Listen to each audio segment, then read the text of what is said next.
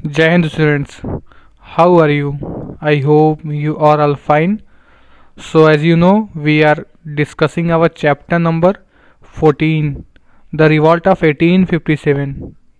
So, we had already covered almost every topic of this chapter. In this video lecture, we are going to cover our last topic, which is outcome of the Revolt 1857. At our last topic, we had read that how the revolt of 1857 was failed. So, in this video lecture, we are going to cover what were the outcomes of 1857 revolt. So, let's start this topic. Outcome of the revolt 1857. Though the revolt failed, it was a turning point in the history of India.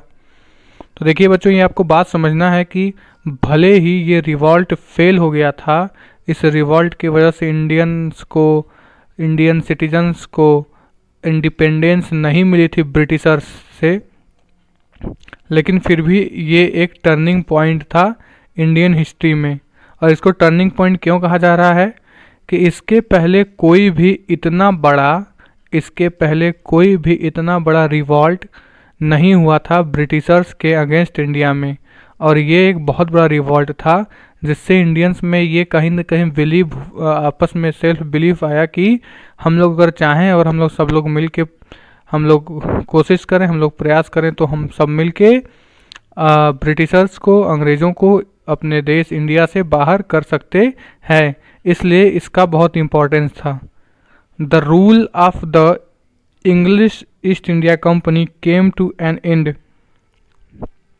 और इसी तरीके से लोगों को लगता था कि इसके वजह से आगे चल के अगर हम लोग साथ में कोशिश करेंगे तो जो ईस्ट इंडिया कंपनी का रूल है, जो ईस्ट इंडिया कंपनी इंडिया में शासन करती है, रूल करती है, वो भी ख़त्म हो जाएगा। India was placed under the direct control of the British crown. और इंडिया को क्या किया गया कि इंडिया को डायरेक्ट कंट्रोल में ब्रिटिश क्राउन के रख दिया गया। इस रिवॉल्ट से क्या हुआ, ये देखिए आपको समझना इंपॉर्टेंट है कि इस रिवॉल्ट से जो इंडिया को कंट्रोल करने की जो पावर थी वो पहले थी ब्रिटिश ईस्ट इंडिया कंपनी के पास। लेकिन इस रिवॉल्ट के बाद क्या हुआ कि इंडिया को कंट्रोल करने की पावर ब्रिटिशर्स के ही पास थी, लेकिन वो किसी कंपनी के पास नहीं थी, बल्कि वो ब्रिटिश क्राउन का मतलब जो ब्रिटेन के वहाँ के उसमें जो लीडर थे, जो गवर्नमेंट थी, उनको डायरेक्ट दे दी गई।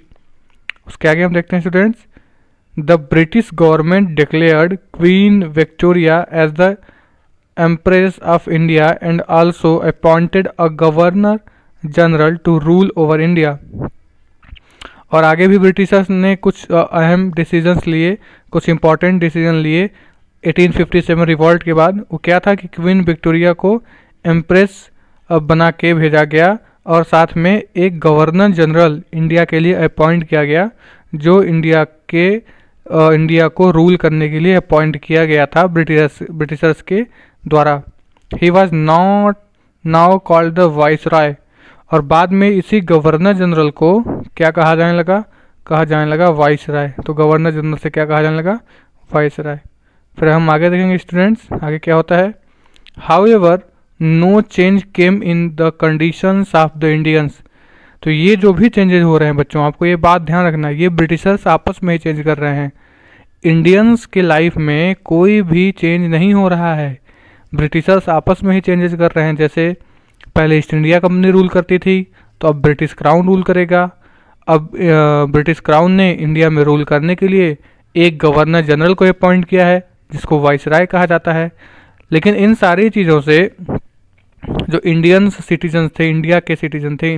थे, उनके लाइफ पे कोई असर नहीं हुआ। वो अभी भी ब्रिटिशर्स के ही कंट्रोल में थे, वो इंडिपेंडेंस उनको नहीं मिल पाई थी। उसके आगे देखते हैं हम लोग, the Indians started organizing themselves in a better way to fight for their freedom. तो क्या हुआ कि उसके बाद इंडियंस की लाइफ में और इंडियंस की लाइफ के कंडीशन में जब कोई चेंज नहीं हुआ, तो इंडियंस ने क्या किया, लगे वो ऑर्गेनाइज करने, लोगों को साथ मिलाने, साथ जुटाने, और साथ में मिलके एक अच्छे तरीके से और एक अच्छे तरीके की प्लानिंग के साथ फ्रीडम की फाइट को करने के लिए, अपनी आज़ादी की लड़ाई को लड़ने के लिए वो और अच्छे से लोगों को साथ में जुटाने लगे और साथ में ही उस लड़ाई को आगे बढ़ाने की कोशिश करने लगे।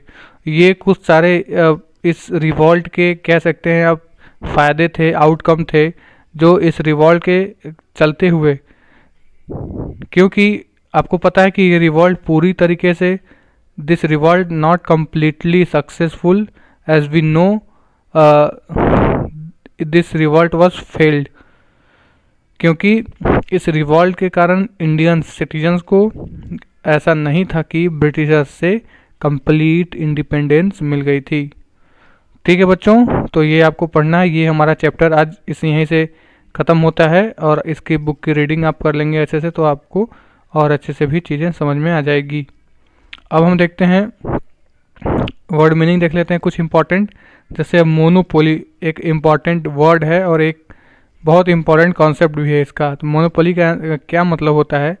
Control of supply of product और सर्विस बाय वन पर्सन और ऑर्गेनाइजेशन। किसी भी प्रोडक्ट के पर उसके सप्लाई और उसके सर्विस पे कंट्रोल करना किसी एक पर्सन द्वारा या किसी ऑर्गेनाइजेशन द्वारा, यही होता है मोनोपोली। इसी तरीके से बच्चों आप बाकी भी जो यहाँ पे आपको दिख रहा है वर्ड मीनिंग, इसको अच्छे से पढ़ लेंगे और ये काफ़ी आपके काम में आने वाले हैं। ठीक है स्टूडेंट्स, तो अगले वीडियो में हम लोग या अगली क्लास में हम लोग अपने एक्सरसाइज को करना स्टार्ट करेंगे।